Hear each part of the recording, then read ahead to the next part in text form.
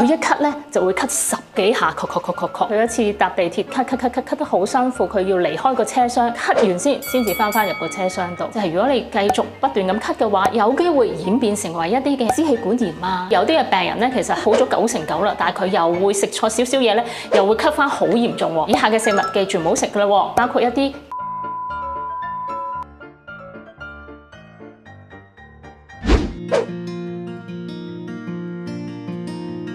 當時佢感染呢個肺炎咧，佢6日咧就已經轉陰性，但係咧就遺留咗呢個咳嗽嘅尾巴。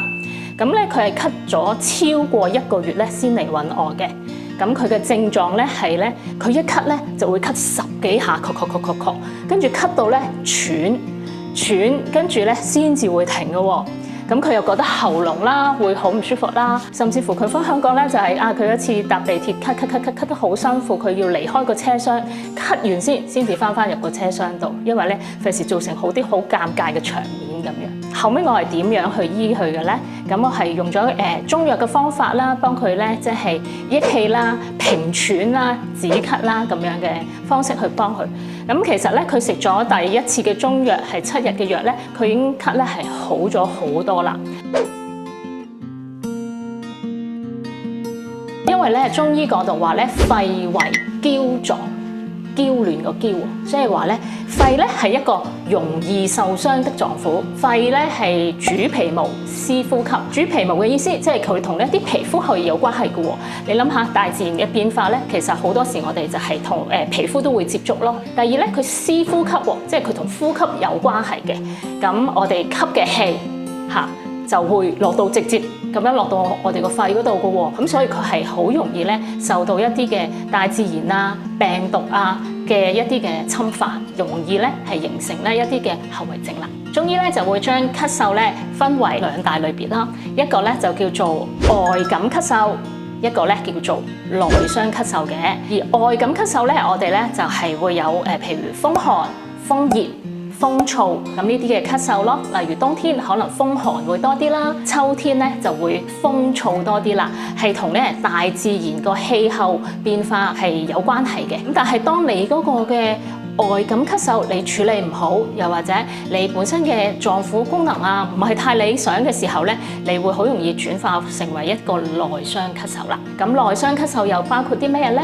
例如係一啲嘅痰濕啊、痰熱啊、肝火犯肺啊，或者係一啲嘅肺陰不足嘅狀態啦。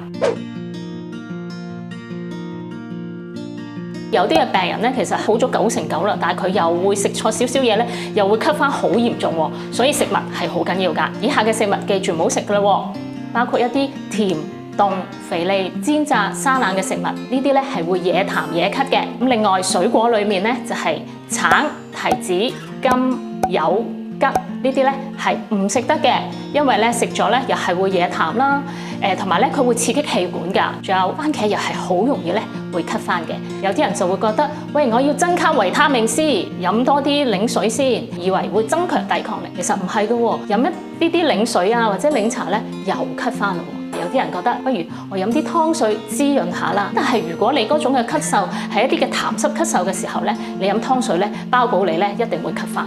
咁所以咧，即係就呢啲嘢盡量避免，好翻晒1個星期之後你先食翻啦。如果你持續咳嗽，你唔理佢嘅時候，咳下，可能你會咧咳傷你嘅肺部嘅一啲呼吸道嘅一啲嘅黏膜，咁啊造成可能痰中會大少少血啊。因為呢啲嘅發炎又有機會造成一啲嘅二次感染啦。同埋咧，就係如果你繼續不斷咁咳嘅話，有機會演變成為一啲嘅支氣管炎啊、支氣管哮喘啊呢啲咁嘅嘢咯喎。咁所以其實一有咳咧，就應該咧係一路醫到佢完全斷晒尾，就唔係醫下停下、醫下停下咁樣喎。今日呢條片就到此為止啦。如果喜歡我哋嘅影片，記得 like、share 同埋訂閱我哋健康媽嘅頻道，同時撳下邊嘅鐘仔。歡迎留言分享你哋想知嘅題目，下次再見啦，拜拜。